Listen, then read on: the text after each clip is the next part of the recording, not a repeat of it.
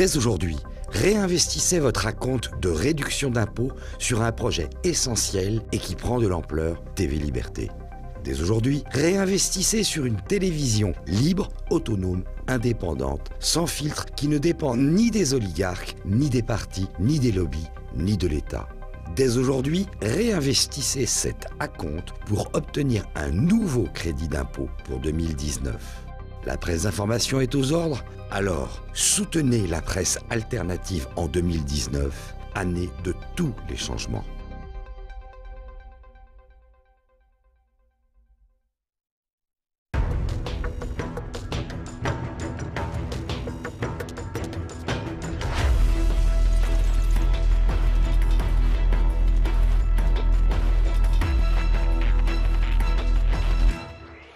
Mardi, le Parlement britannique a massivement rejeté l'accord sur le Brexit. Theresa May essuie donc un nouvel échec et une motion de censure. Un fiasco attendu mais plus violent que prévu.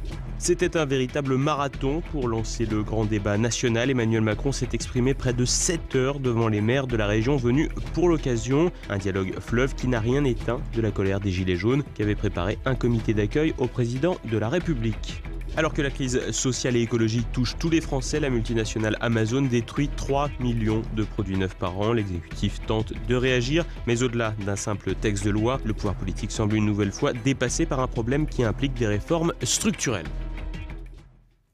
Madame, Monsieur, bonsoir. Nouveau coup d'arrêt pour le Brexit. Mardi, le Parlement britannique a voté contre l'accord de sortie de la Grande-Bretagne de l'Union européenne proposé par le Premier ministre May. Un nouveau coup d'arrêt au processus qui s'illustre comme un véritable bras de fer entre les différentes parties.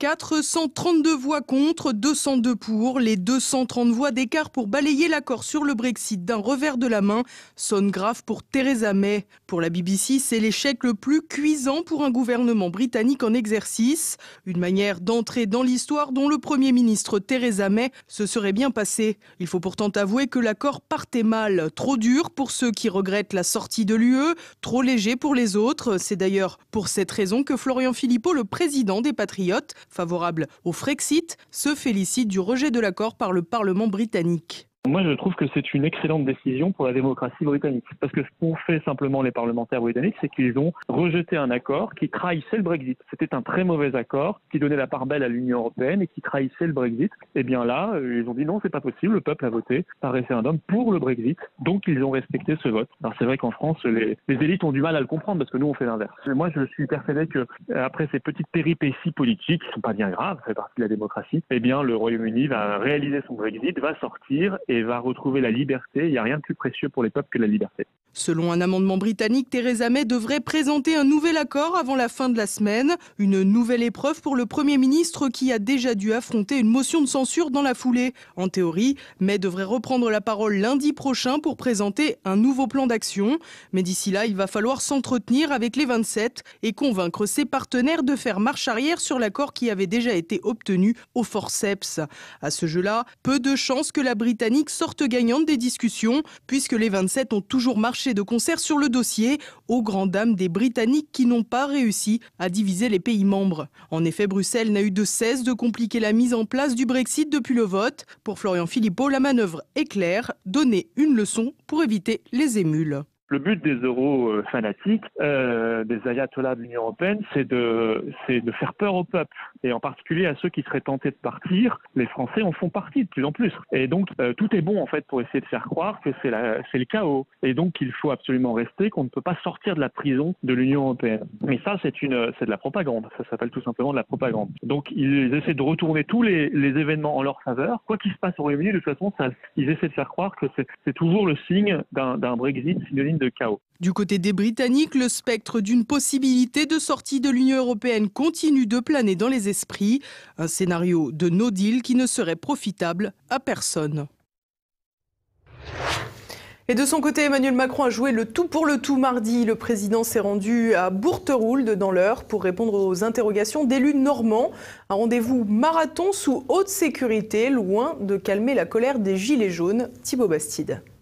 Un discours sans fin pour lancer un débat sans but. Pendant près de 7 heures mardi, le président Macron s'est exprimé devant un comité d'élus normands prêts à en découdre avec le chef de l'État.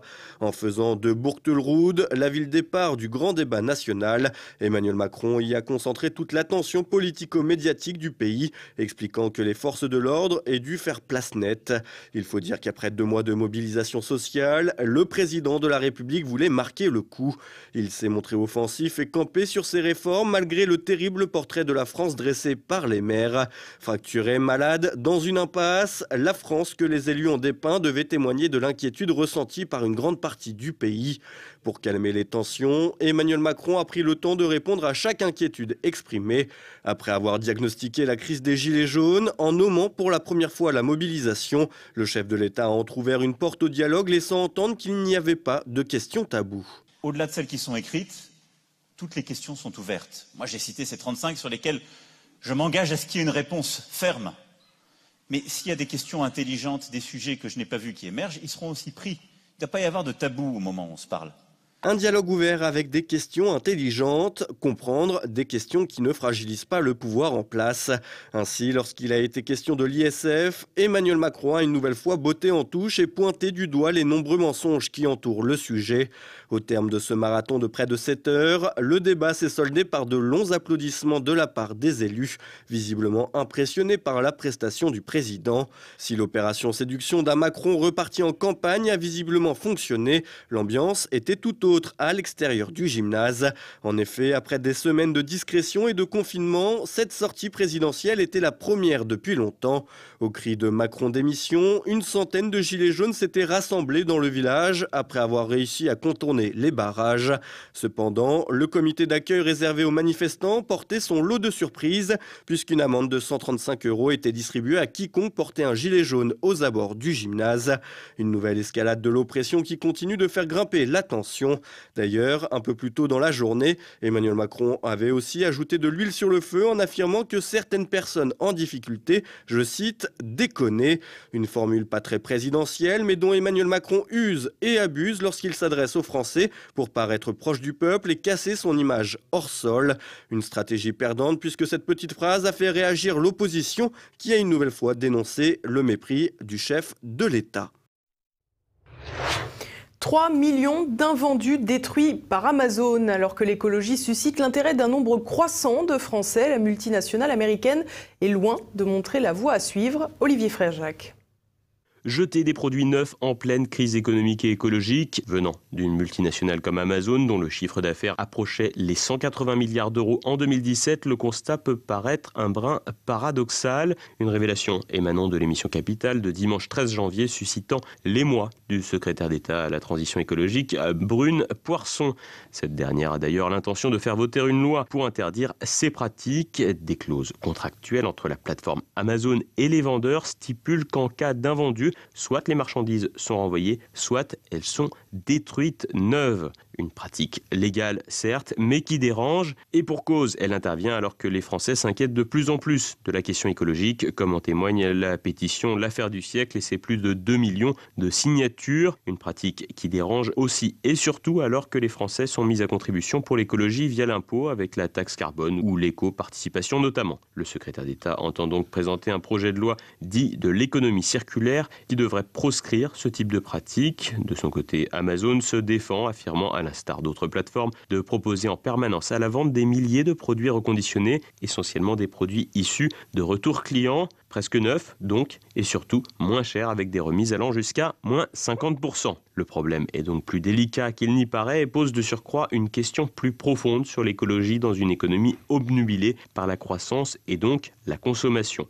En effet, en recentrant l'activité économique sur une consommation plus raisonnable et donc sur une production revue à la baisse en direction de produits plus durables, la question du gâchis pourrait être résolue, tout au moins en partie. Mais pour cela, il faut une politique dépassant le court et le moyen terme et l'actuel exécutif, complètement dépassé, ne semble pas disposé ni en mesure d'agir sur le temps long. Et à présent, c'est le moment de passer à l'actualité en bref avec Thibaut Bastide. 10 millions d'euros, c'est le coût des frais postaux pour diffuser massivement la lettre présidentielle d'Emmanuel Macron à l'occasion du grand débat national. Un coût conséquent et qui participe un peu plus à la défiance des Français vis-à-vis de l'exécutif.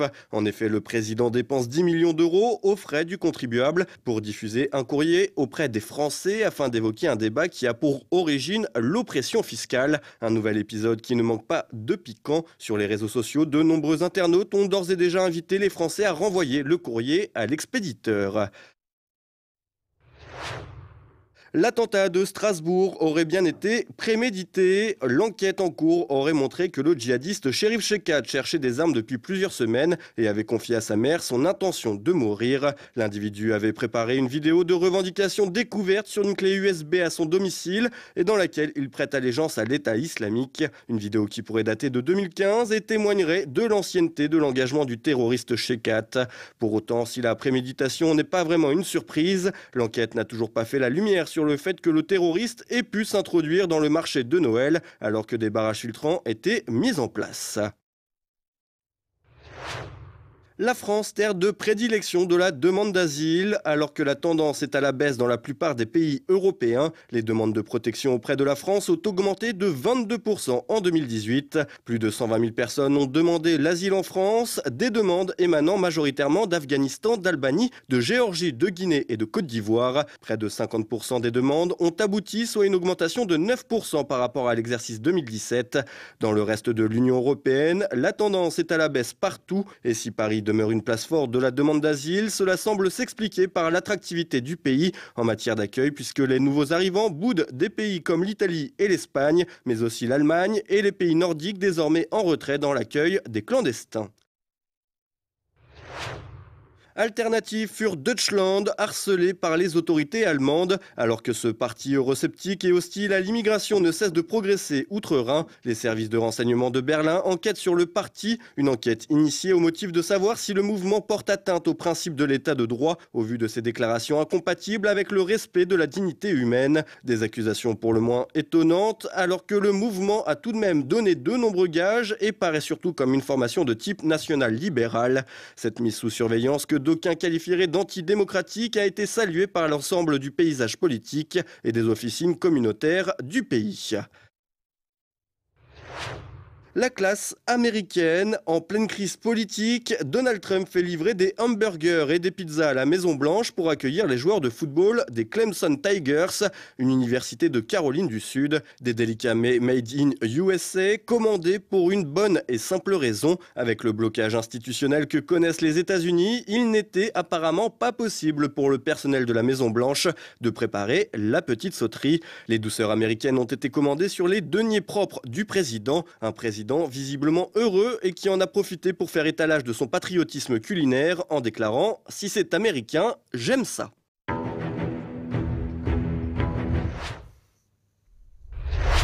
Et voilà, on approche déjà de la fin de cette édition. Dans un instant, notre Zoom du jour. Francis Bergeron et Anne Lepape évoquent deux grandes voix de la droite nationale, François Brignot et Jean Madiran, deux écrivains à découvrir ou redécouvrir de toute urgence.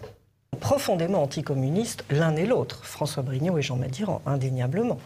Luttant contre cela l'un et l'autre, et Jean-Marie Le Pen le rappelle dans le très bel entretien qu'il accorde à présent dans ce numéro. C'est vrai que l'anticommunisme aujourd'hui, on a plus de mal à le percevoir parce que le mur de Berlin est tombé tout simplement.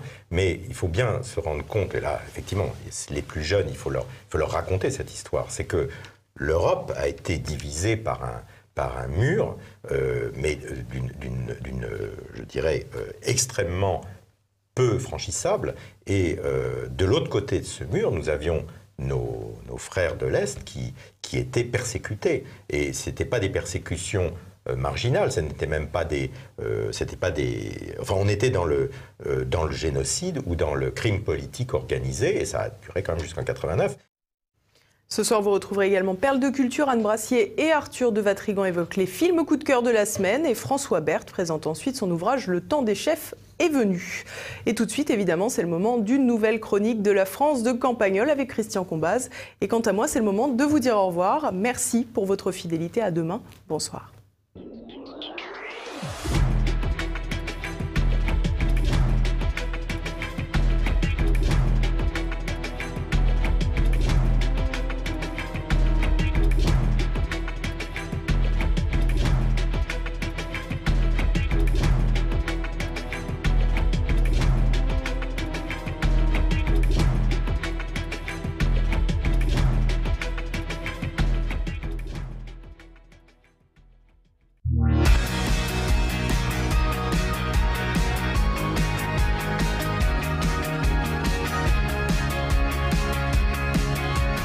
faisait longtemps que nous n'avions pas parlé du camp militaire voisin de Campagnol et notamment de son café, car il y a une règle, c'est qu'on ne parle pas de la sécurité de l'État, ni des opérations extérieures, ni du maintien de l'ordre au café de Campagnol. Je veux dire qu'on n'en parle pas à Décideville.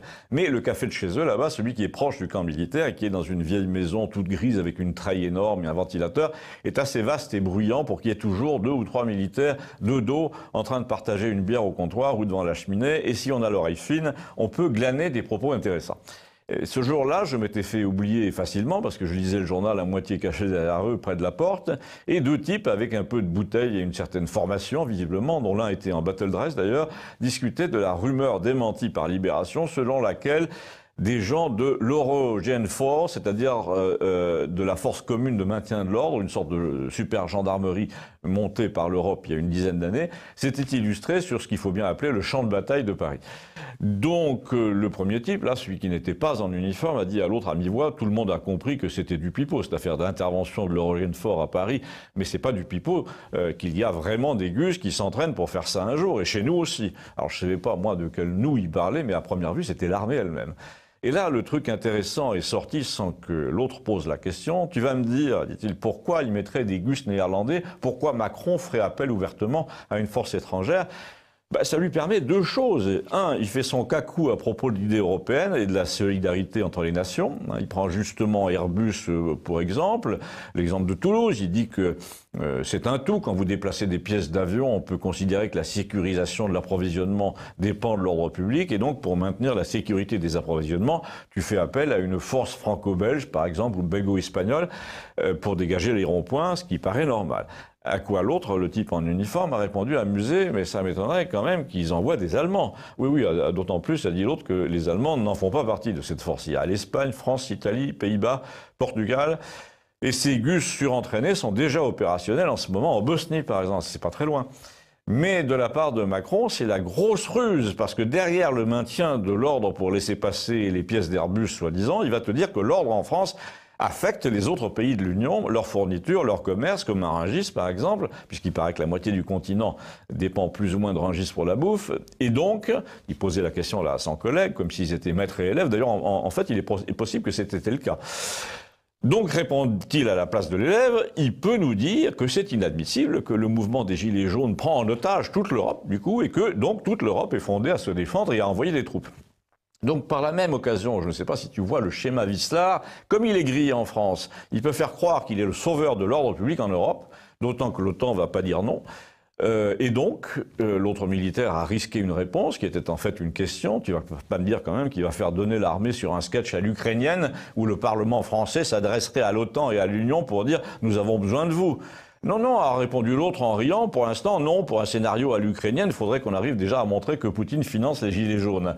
Remarque, ils ont un peu essayé, hein. Mais les choses sont allées trop vite, ils n'ont pas eu le temps de monter le dossier. Non, sérieusement, ce qui est assez inquiétant, c'est que Macron ne voudra jamais avouer qu'il est grillé en France. Il va vouloir se refaire la cerise en Europe. Il a essayé politiquement en faisant son Macron Magic Tour en Pologne. Là, ça a foiré. Maintenant, il va tenter le coup sur le plan sécurité, gendarmerie. Mais, a dit l'autre, ça débouche quand même pas sur du militaire. Mais si, dans un seul cas, si tu fais jouer la menace terroriste. Je veux dire, si tu l'invoques, ou s'il y a carrément un attentat, ce qui est le cas de figure le plus probable. J'ai pas dit providentiel. Mais lui dit l'autre, tu l'as pensé. Si ça se trouve, il y a déjà des rumeurs selon quoi le niveau de risque attentat est maximum, parce que le problème avec les politiques, c'est qu'ils ne trahissent pas seulement leur pays en aval, ils le font parfois en amont. Et l'autre a dit, comme aurait dit Marcel. Et là, ce brusque changement de ton trahissait qu'il s'était avisé de ma présence. J'ai donc pris un air dégagé. J'ai fait semblant de rattraper mon chien dans la salle au fond, mais j'avais entendu l'essentiel. Et du coup, vous aussi. Abonnez-vous, merci.